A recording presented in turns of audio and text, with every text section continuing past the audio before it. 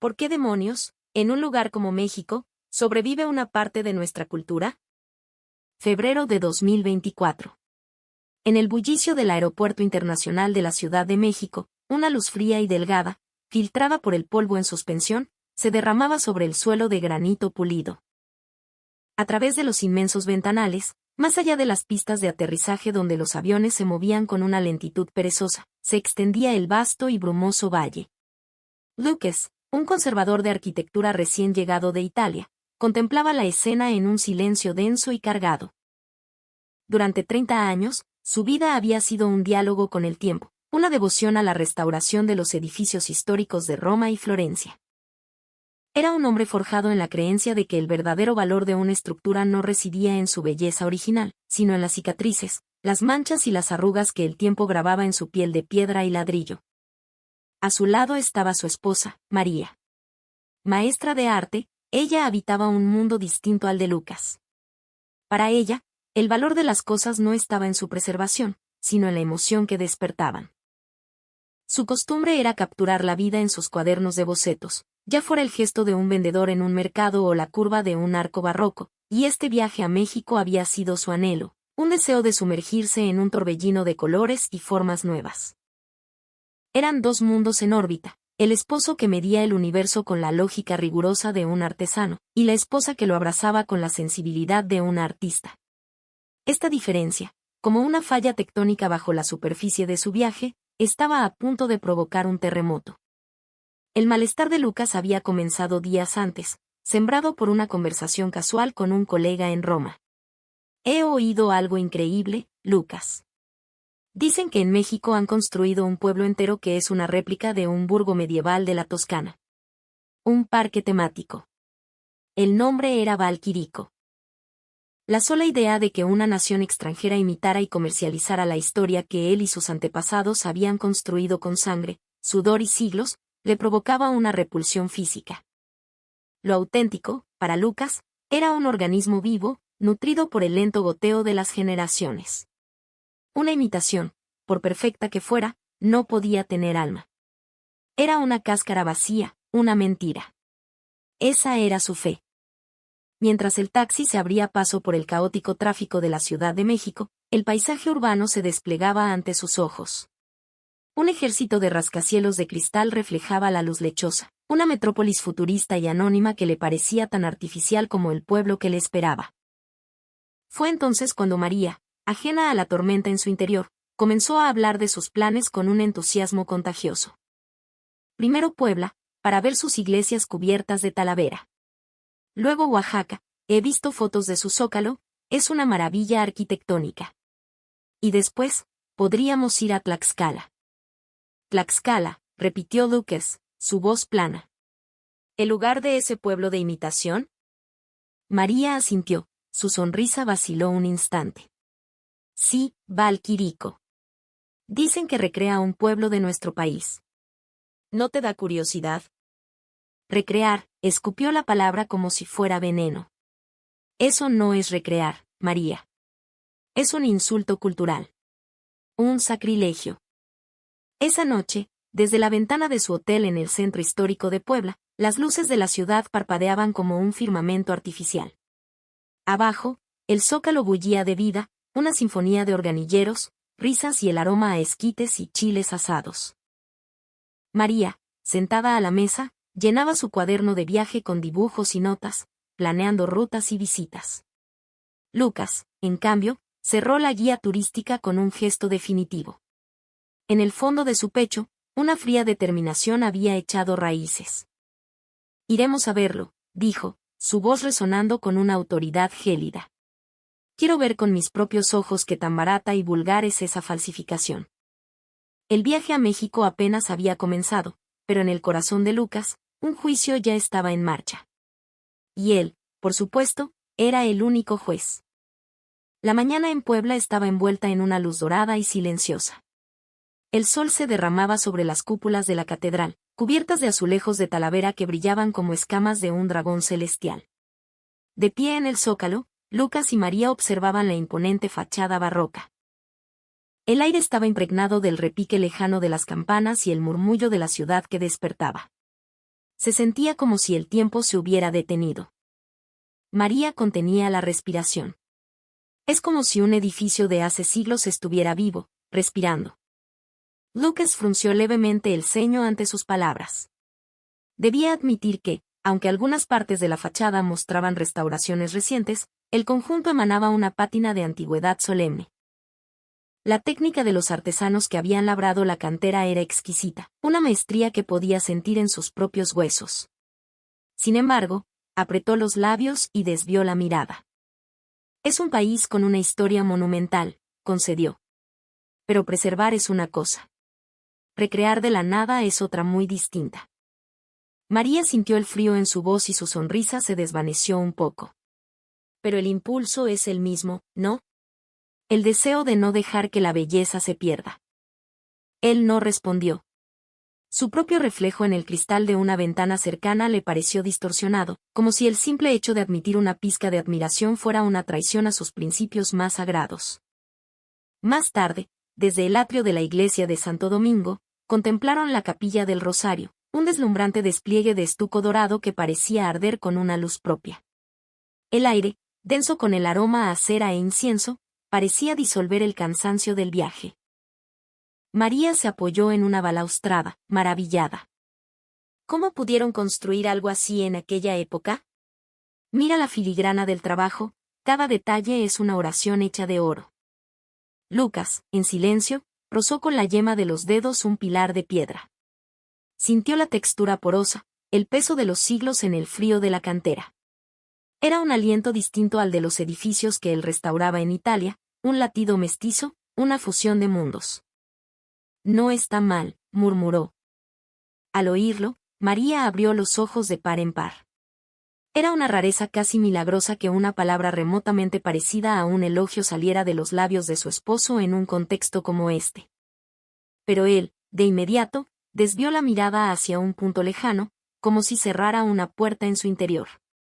Pero esto no es una recreación, añadió, su voz recuperando su dureza habitual. Esto es lo que ha sobrevivido. Es completamente diferente a construir algo nuevo para que parezca viejo. Esa tarde, sentados en el patio de su hotel, bebiendo un café de olla mientras discutían su próximo destino, María abrió una revista de viajes. Una fotografía a doble página capturó su atención: callejones empedrados, edificios de piedra con balcones de hierro forjado y bugambillas de un fucsia intenso derramándose por las paredes. Un paisaje familiar y extraño a la vez. Me encantaría ir aquí. Valquirico, en Tlaxcala. La mano de Lucas, que sostenía la taza, se detuvo en el aire. La imagen era una réplica casi perfecta de un pueblo de la Umbría. Pero en lugar de despertar nostalgia, la fotografía encendió una mecha en su interior. Mexicanos imitando la obra de los italianos, dijo en voz baja, pero cada sílaba estaba afilada con el orgullo herido de un maestro artesano y una irritación apenas contenida. No me hagas reír. María se quedó sin palabras y simplemente cerró la revista. En ese momento, desde un patio vecino, el sonido melancólico de una guitarra llegó hasta ellos, una melodía suave que pareció flotar entre los dos, una brisa solitaria que anunciaba, sin que ellos lo supieran, el comienzo de un viaje que los llevaría inexorablemente hacia Tlaxcala. El autobús de lujo salió de la terminal de Puebla y se deslizó suavemente hacia el sur, adentrándose en el corazón del altiplano mexicano. Por la ventanilla, un paisaje de campos verdes y ocres se extendía hasta el infinito. Al fondo, los volcanes Popocatépetl e Iztaccíhuatl, cubiertos de nieve, se erguían como dos gigantes dormidos, sus cumbres envueltas en una fina capa de neblina. Ocasionalmente, la sombra de una nube solitaria se deslizaba por las laderas como una caricia lenta. María, con su cámara en mano, capturaba con entusiasmo el paisaje cambiante. Cada vez que el color de la tierra o la forma de un tejado de adobe llamaban su atención, emitía una pequeña exclamación de alegría, sus ojos brillando con la curiosidad de una niña. A su lado, Lucas permanecía en silencio, con los brazos cruzados, la mandíbula apretada, mirando el paisaje sin verlo realmente. Los mexicanos saben cómo montar un buen espectáculo para turistas, murmuró para sí mismo, aunque en voz lo suficientemente alta como para que María lo oyera. Su tono no era de admiración, sino que estaba teñido de un ligero sarcasmo. María se rió suavemente y preguntó, ¿por qué estás tan a la defensiva? Los lugares turísticos son, por definición, artificiales, respondió él, su voz cortante. Para alguien que conoce el original, siempre parecen superficiales, huecos. María ladeó la cabeza, perpleja. Pero si alguien lo encuentra hermoso, ¿no tiene eso valor por sí mismo? Lucas desvió la mirada hacia la ventanilla, su voz se volvió aún más fría. Es que no entiendes, María. No entiendes la diferencia fundamental entre lo auténtico y una copia. Un pesado silencio se instaló en el espacio entre ellos, solo roto por la suave vibración del autobús. María guardó silencio durante un rato, y luego, con una calma que contrastaba con la dureza de él, respondió, si tanto amas lo auténtico, tal vez valga la pena entender la copia. Verla con tus propios ojos. Su voz suave pareció ser absorbida por el ronroneo del motor. Lucas no contestó. Mientras miraba los campos de cempasúchil que teñían el paisaje de un naranja intenso, una ola de ira fría crecía en su interior. Sentía que lo auténtico, su verdad, su vida entera, estaba siendo profanada. Los canales de Venecia, las calles empedradas de Siena. Eran memoria viva, el resultado de siglos de trabajo artesanal, de historia acumulada. La sola idea de que alguien pudiera replicar eso en unos pocos años le parecía una blasfemia intolerable. Para un hombre cuya visión de la arquitectura era casi una religión, la recreación era sinónimo de fraude. Finalmente, el autobús dejó atrás las llanuras y comenzó a ascender hacia Tlaxcala. Al salir de un pequeño túnel, el paisaje se abrió para revelar un valle verde y ondulado. María señaló por la ventana. «Mira qué belleza». «Ya casi llegamos», dijo con una sonrisa. Lucas, sin decir palabra, abrió la guía de viaje que llevaba en su regazo. Allí estaba, de nuevo, la foto del pueblo de tejados rojos, la torre de piedra y los callejones serpenteantes. Valquirico. Solo leer el nombre le provocó un escalofrío. Recrear un pueblo de piedra por capricho. Ridículo, suspiró, y sus palabras se empañaron en el cristal de la ventanilla antes de desaparecer. María no dijo nada. Se limitó a observar en silencio el perfil tenso de su marido. En el fondo de sus ojos no había enfado, sino la luz de una confianza que se negaba a extinguirse. El autobús continuó su camino, persiguiendo al sol poniente. Ninguno de los dos podía imaginar que el lugar que les esperaba al final del trayecto sería el mismo que haría temblar los cimientos de las convicciones de Lucas. A la mañana siguiente, un cielo plomizo y una fina llovizna envolvían Tlaxcala. El autobús se detuvo frente a un arco de piedra flanqueado por muros que pretendían ser antiguos. Un letrero de madera tallada anunciaba, Valquirico. La entrada misma era una declaración, una imitación de la puerta de un burgo toscano. En el instante en que puso un pie en el suelo, Lucas, casi por instinto, dirigió su mirada a los muros. Rozó con la yema de los dedos la argamasa entre las piedras y soltó un breve y despectivo suspiro. Tiene la apariencia, sentenció para sí mismo, pero no tiene el alma. Sus palabras cayeron al suelo mojado como una condena inapelable. María, en cambio, sonreía al ver los macetones rebosantes de cempasúchiles y bugambillas, cuyos colores vibrantes rompían la monotonía gris del día. Pero los ojos de Lucas ya no eran los de un turista, eran los de un inquisidor. Comenzó su inspección metódica. La proporción de las ventanas, la inclinación de los tejados de teja roja, la textura de la piedra. Todo era sometido al escrutinio implacable de su ojo experto. El color es demasiado uniforme, murmuró. Probablemente es piedra de cantera reciente, tratada artificialmente para envejecerla. Una imitación superficial. Su voz, un monólogo para nadie, se disolvía en el aire húmedo. Mientras avanzaban por la calle principal, el eco de las risas de los turistas y el clic de las cámaras resonaba contra las paredes. María señaló la tarifa de entrada en una taquilla. «Mira, es bastante caro». Lucas entornó los ojos para leer la cifra. «El precio es de primera clase, al menos», replicó con un sarcasmo afilado que se deslizó de sus labios. María hizo una mueca pero no dijo nada. «¿Y aún así valdrá la pena comprobarlo?», se preguntó Lucas en su fuero interno.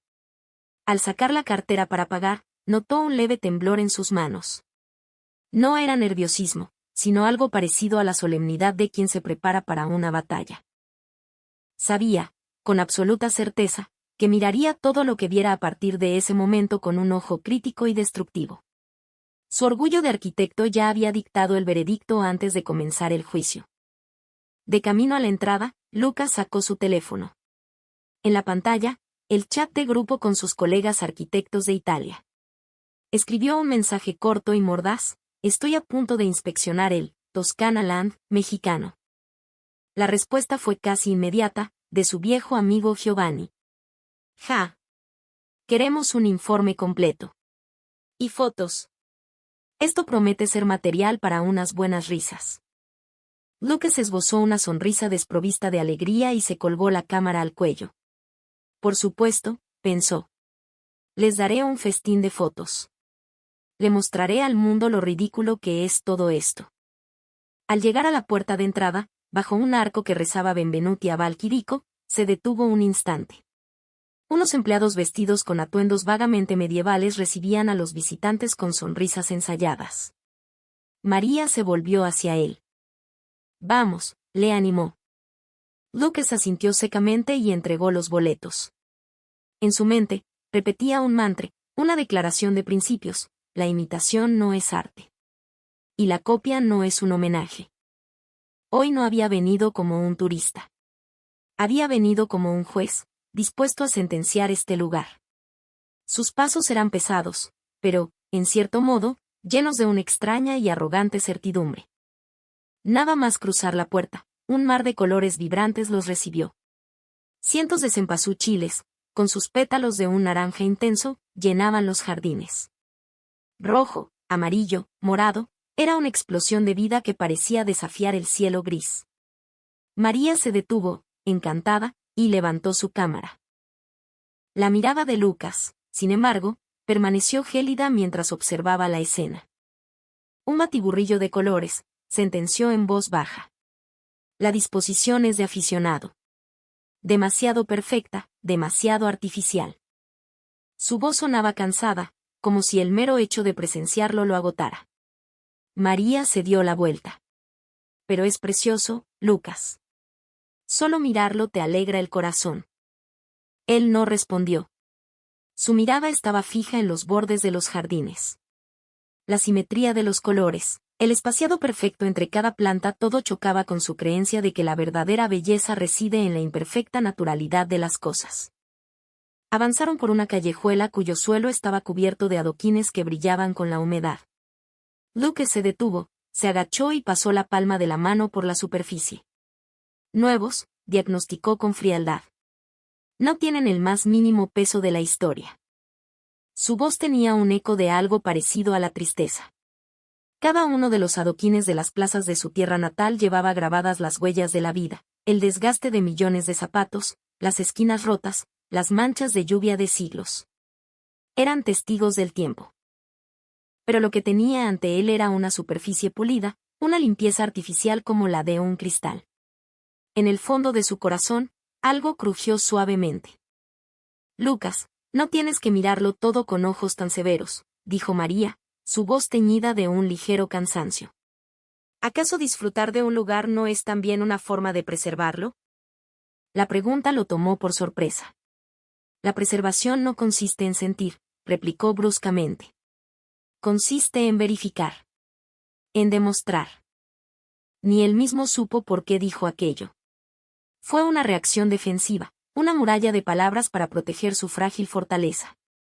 A lo lejos, apareció la silueta de una gran torre de piedra, que se alzaba contra el cielo nublado. Las risas de los turistas resonaban en la distancia, mezcladas con las voces agudas de los niños. Pero los ojos de Lucas permanecían impasibles. El ángulo del tejado es incorrecto, analizó. Es solo un símbolo decorativo. Como artesano, podía detectar la más mínima imperfección a simple vista. La desviación de los ángulos, las juntas de la madera, las irregularidades en la pintura. Todo delataba una imitación. Sin embargo, algo captó su atención. Al pie de la torre, Un joven trabajador estaba subido a una escalera, limpiando metódicamente la superficie de una viga de madera con un paño. Sus movimientos eran lentos, deliberados, casi reverenciales, como si estuviera tratando una reliquia sagrada. Bajo la luz difusa, la superficie de la madera adquirió un brillo suave y cálido. Por un instante, Lucas entornó los ojos. ¡Qué cuidadoso!, pensó. No, es parte del espectáculo. Es una actuación para los turistas. Se obligó a apartar la mirada, pero una extraña sensación de calidez, una disonancia en su coraza de cinismo, se negó a desaparecer. Cuanto más afiladas eran sus críticas, más huecas le sonaban. No importaba cuántas sentencias pronunciara, algo en su interior se negaba a obedecer. Un altavoz oculto comenzó a emitir una suave música instrumental. María, que caminaba unos pasos por delante, se volvió y le sonrió con dulzura. Oye, ya que estamos aquí, ¿por qué no intentamos disfrutarlo un poco? Lucas se quedó mirando su rostro. La sonrisa de su esposa le pareció, por un momento, un recuerdo de tiempos más felices. Pero rápidamente desvió la vista y suspiró profundamente. La emoción es innecesaria para un arquitecto, se dijo a sí mismo, y siguió caminando. Y sin embargo, esa pequeña brasa de calidez persistía en su pecho. Y cuanto más apilaba palabras de negación sobre ella, más lentamente cambiaba de forma, transformándose, sin que él se diera cuenta, en un dolor silencioso. Al llegar a un camino que bordeaba un pequeño canal artificial, el aire se volvió un poco más fresco. A ambos lados, se alineaban edificios de ladrillo y piedra, con macetas de flores adornando los balcones. En la superficie del agua se reflejaban las nubes blancas, que se ondulaban suavemente con cada ráfaga de viento.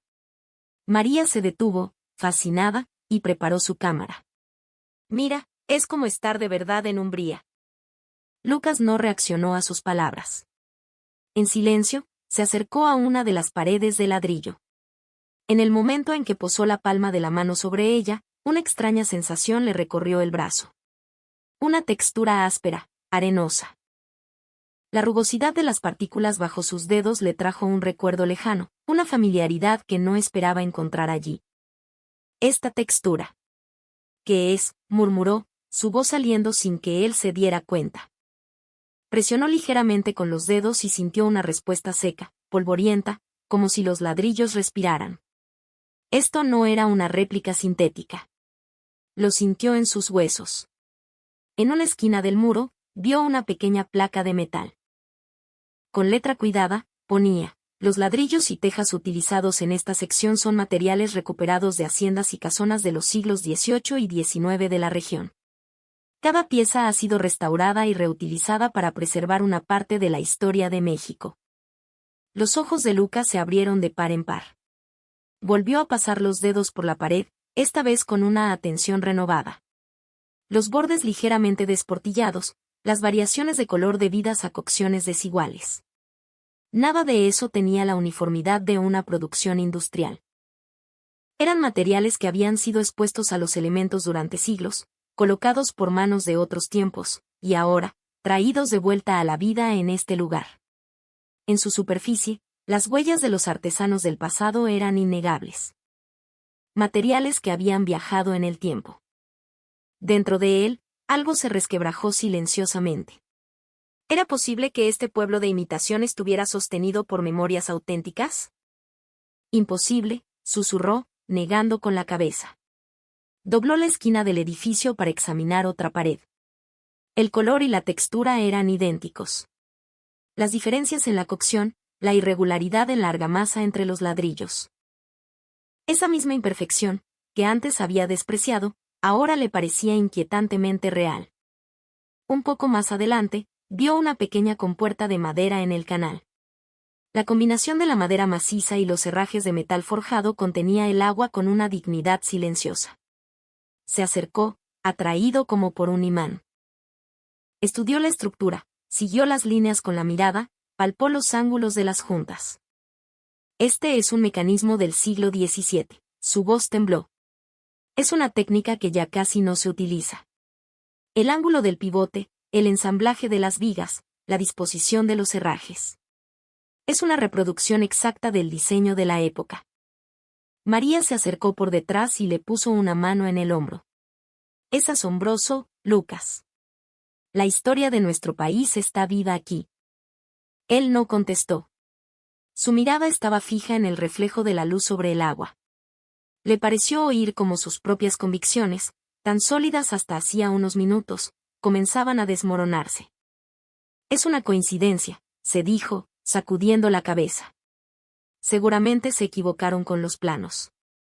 Es imposible que los mexicanos puedan replicar esto con tanta precisión. Pero mientras lo decía, su voz estaba teñida de una duda que ya no podía ocultar. El viento sopló, agitando la superficie del canal. Los dedos de Lucas aún recordaban la textura del ladrillo. Aquello que él había descartado como una burda imitación estaba, ante sus propios ojos, respirando con la autenticidad de lo real. Era un hecho ineludible. A medida que se adentraban en las zonas más tranquilas del complejo, el bullicio turístico fue desapareciendo. El sonido de las voces fue reemplazado por el susurro del viento. Ante ellos apareció un claro, un extenso césped que conducía a un bosque silencioso. En el centro, un edificio blanco se erguía con una elegancia serena. Un cartel indicaba, Palazzo Osten. María dejó escapar una exclamación de sorpresa. No sabía que había un lugar así aquí. Lucas frunció el ceño y soltó una risa amarga. ¿Un palacio en un centro turístico? ¿Es en serio? Seguramente es solo otra atracción hueca. Pero sus pasos, al acercarse, se volvieron más cautelosos. Había algo en la presencia del edificio, una dignidad silenciosa que no podía expresar con palabras, pero que sentía. Al llegar a la entrada del palacio, el aire pareció volverse más puro.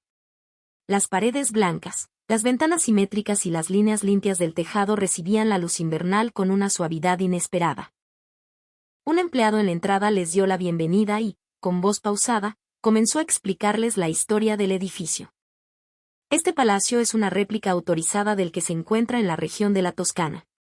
Contamos con el asesoramiento de historiadores y arquitectos italianos para su construcción. Esa sola frase cambió la expresión de Lucas. El ceño fruncido se relajó, su mirada vaciló. Intuyó que esto no era un mero decorado. Al entrar, un aire frío que emanaba del suelo de mármol le subió por las piernas. El brillo del suelo no era el de una simple baldosa. Las finas vetas que lo recorrían hablaban silenciosamente del tiempo que la piedra había pasado dormida en el corazón de una montaña. Era mármol. La dureza y la sutil diferencia de temperatura bajo sus pies le confirmaron que era auténtico.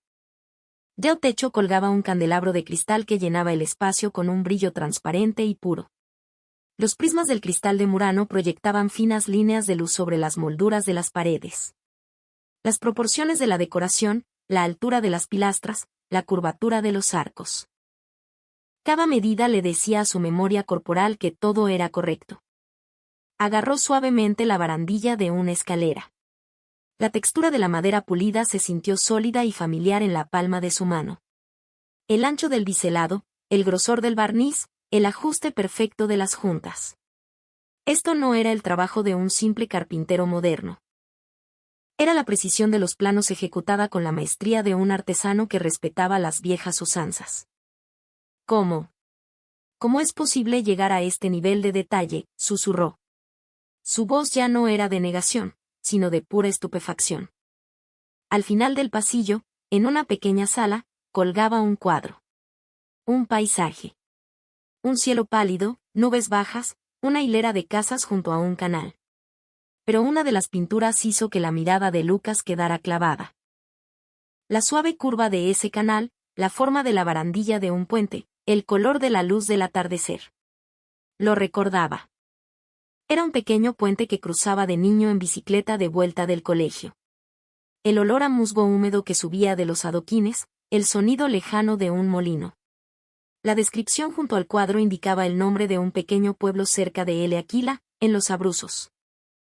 Un pueblo que había sido borrado del mapa por un terremoto hacía años. El texto explicaba que la pintura era una reconstrucción basada en viejas fotografías y bocetos, creada para preservar la memoria de un lugar desaparecido. Sintió que el suelo se movía bajo sus pies. El paisaje que había guardado en el fondo de su memoria, descolorido y silencioso, de repente recuperó el color y el sonido. El timbre de su pequeña bicicleta. La voz de su madre llamándolo. El aroma dulce del pan recién hecho mezclado con el aire frío del invierno. Días que había dado por perdidos para siempre, resucitados en silencio dentro de un marco, en un rincón de México. El pueblo que él había perdido estaba vivo aquí. A su lado, María contuvo el aliento en silencio. No dijo nada. Simplemente le puso una mano en el hombro. La calidez de sus dedos lo devolvió a la realidad. Volvió a mirar las paredes del palacio y notó una finísima irregularidad en la sombra de una moldura, una imperfección que no podía ser producida por una máquina, sino por el pulso de una mano humana. Las uniones de los adornos tenían un pequeño escalón, una técnica antigua que respetaba los métodos de construcción de la época. No era una perfección robótica, habían dejado un espacio para que respirara la historia, y ese margen era lo que daba vida al lugar. Al subir las escaleras, el guía que los acompañaba añadió más detalles. Les contó cómo habían estudiado antiguos manuscritos, cómo habían recibido la supervisión de expertos de Italia, cómo habían buscado materiales de canteras específicas para igualar la composición original. Les explicó que bajo la capa final de yeso decorativo, habían aplicado capas intermedias, una práctica a menudo omitida en la construcción moderna, para conseguir la forma exacta en que la luz se difundía sobre la superficie. Lucas asintió en silencio. Ya no le quedaban palabras para rebatir. Lo que sentía no era derrota, sino algo parecido a la gratitud. Desde un balcón, contempló el canal y los tejados de ladrillo. Durante todo el camino hasta aquí, había pronunciado innumerables palabras de negación y desprecio. Pero lo que ahora se extendía en su pecho era un respeto silencioso y profundo. No fue su lógica lo que se derrumbó primero. Fue la certeza de lo que sus dedos habían tocado lo que, silenciosamente, había superado a su razón. Unas lágrimas empañaron su visión. Se llevó una mano a los ojos, avergonzado, pero ya no pudo detenerlas. Los mexicanos. ¿Han protegido nuestro pasado? Su voz rota se disolvió en la quietud de la gran sala. María sonrió suavemente. No hacían falta palabras entre ellos.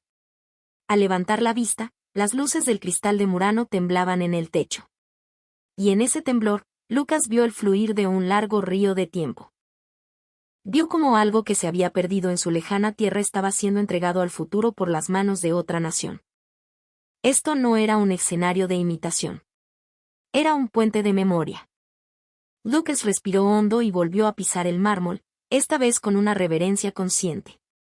El frío que subía por las suelas de sus zapatos pareció asentar, poco a poco, la confusión que sentía en el pecho.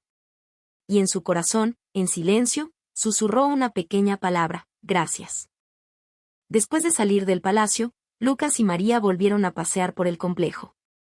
La mirada crítica y hostil de antes había desaparecido sin dejar rastro.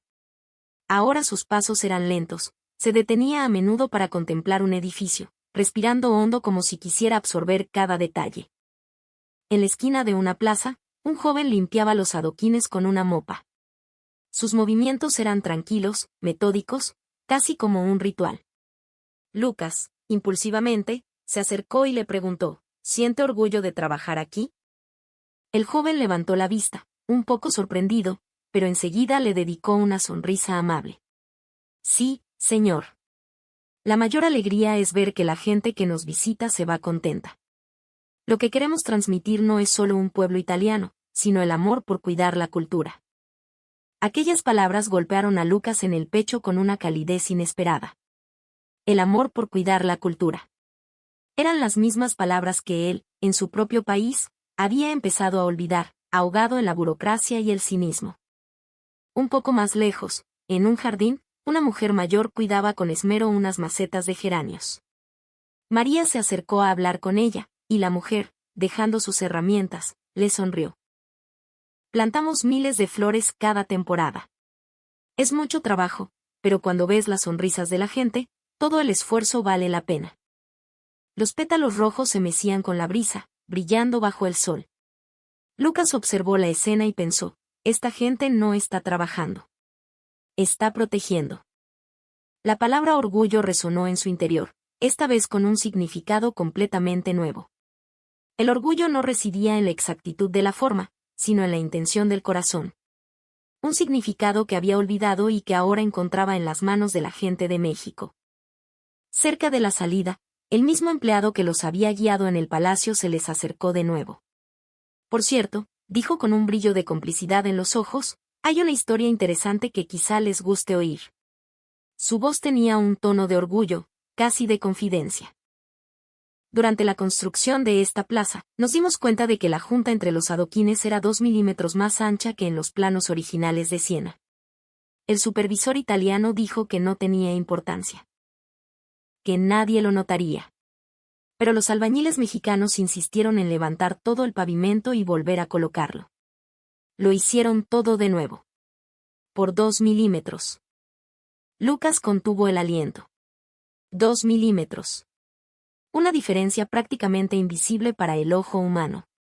Pero ellos no lo habían hecho por la exactitud. Lo habían hecho por respeto. Aquello no era una técnica de construcción, era un acto de devoción. La sensación de la aspereza del ladrillo recuperado volvió a la palma de su mano. Él, que creía conocer la arquitectura de su país mejor que nadie, acababa de descubrir la verdad más profunda. Lo que realmente sostiene un edificio no son los planos, sino el corazón. Ellos aman Italia más que nosotros, musitó, su voz quebrada disolviéndose en el viento y desapareciendo en la superficie del canal. María le tomó la mano en silencio. La calidez de su gesto fue un sustituto de cualquier palabra de disculpa. Lucas asintió levemente y se volvió para mirar una última vez. Bajo la luz del atardecer, el pueblo de ladrillo y piedra brillaba con una calma dorada. Y ese brillo, para él, se sintió como el perdón. El atardecer en Valquirico. Las luces a lo largo del canal comenzaron a encenderse lentamente, envolviendo el pueblo en un resplandor dorado. De camino a la salida, Lucas se detuvo varias veces. Cada adoquín, cada junta de ladrillo, cada pétalo de flor caído en un jardín. Todo lo que antes había visto como una imitación, ahora le parecía una oración. Al cruzar la puerta, se dio la vuelta. A lo lejos, la silueta de la torre se recortaba contra el cielo anaranjado. Lucas hizo una profunda reverencia. No era para nadie en particular, sino para todos aquellos que habían construido ese lugar. A su lado, María sonrió y le puso una mano en el hombro. Cuando volvamos, cuéntales esto. Con tus propias palabras. Lucas asintió en silencio. Esa noche, en la habitación del hotel, el paisaje nocturno de Tlaxcala parpadeaba a través de la cortina entreabierta. Sobre la mesa, las fotos que había tomado durante el día, el reflejo de la luz en el canal, la textura de la pared del palacio y las sonrisas de la gente que cuidaba las flores. Lucas abrió su ordenador portátil y, lentamente, comenzó a escribir. Valquirico en México no es una imitación. Es un acto de preservación. Ellos están salvando los fragmentos de nuestra alma que nosotros mismos hemos perdido. Tras publicar el texto en sus redes sociales, se quedó mirando la pantalla, inmóvil. Unos minutos después, el sonido de las notificaciones comenzó a sonar, una y otra vez, sin parar. Increíble. Quiero ver más fotos. México salvando a la Toscana. Se me han saltado las lágrimas. Los comentarios se extendieron por el mundo como un reguero de pólvora. El hashtag Gracias México se convirtió en tendencia. México ha rescatado la cultura italiana. Frases como esa se repetían una y otra vez. Meses después, en un congreso de arquitectura en Roma, Lucas estaba de pie en el estrado. Detrás de él, en una pantalla gigante, la foto del palacio y la torre de Valquirico. Este lugar, comenzó, su voz resonando en el auditorio silencioso, es la Italia que México ha construido. Un murmullo recorrió la sala. Él continuó con calma. Durante mucho tiempo, creí que la imitación y la preservación eran conceptos opuestos. Pero lo que vi en México fue diferente. Descubrí que proteger la cultura no significa vivir en el pasado. Significa sostener el futuro. Cuando terminó de hablar, un instante de silencio absoluto llenó la sala. Entonces, un viejo profesor se puso de pie y comenzó a aplaudir lentamente. Al segundo siguiente, todo el auditorio estalló en un atronador aplauso. Lucas cerró los ojos y sonrió. Gracias, México, pensó. Era una gratitud hacia un país lejano, y también una oración por el orgullo que él, finalmente, había recuperado. Un año después, Lucas y María visitaron México de nuevo. Desde el aeropuerto, un coche los llevó durante una hora por una carretera familiar. Y entonces, apareció en la ventanilla, el canal, la torre y los tejados rojos teñidos por el sol del atardecer. Valquirico. El lugar que había cambiado sus convicciones. Al cruzar la entrada, una brisa suave les acarició el rostro. Esta vez, no había análisis ni comparaciones. Simplemente caminaban.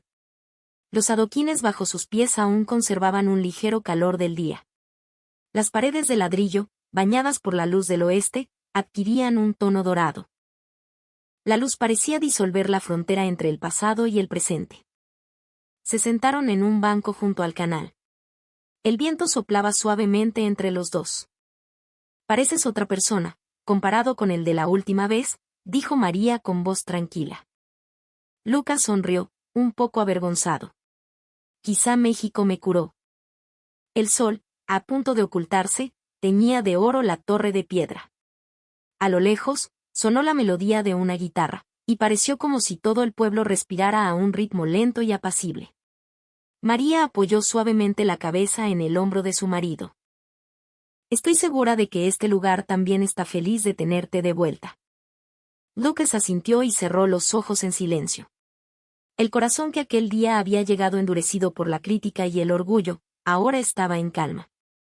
Había aprendido que amar la cultura no es poseerla, sino respetarla. Y esa lección se la habían enseñado las manos anónimas de la gente de un país lejano. El viento acariciaba el canal mientras el pueblo de ladrillo se teñía de oro. En el reflejo de la luz temblorosa, en sus ojos, ya no había sombra de prejuicio. En su lugar, había un atardecer tranquilo llamado gratitud. La noche en Valquirico era silenciosa, como si hubiera olvidado la fantasía del día. Las luces se reflejaban en el canal y la sombra de la torre se deslizaba lentamente sobre el agua. El sonido del viento al rozar las paredes de ladrillo sonaba como las voces del pasado. Era el aliento de los artesanos que una vez construyeron pueblos como este, y el alma de los mexicanos que ahora transportaban esa memoria hacia el futuro. La cultura se hereda más allá de las fronteras.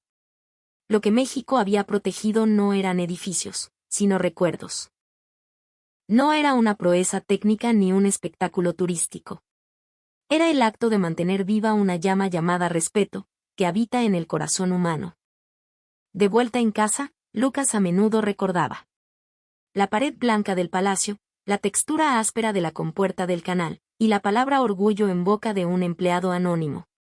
La palabra arquitectura había cambiado de significado para él. Lo auténtico, escribió en su cuaderno, es aquello que se hereda con el corazón. Dejó la pluma a un lado. Fuera de su ventana, el cielo comenzaba a clarear. La luz del alba teñía el horizonte. Y en su mente, la imagen cambiaba a la primavera en Valquirico.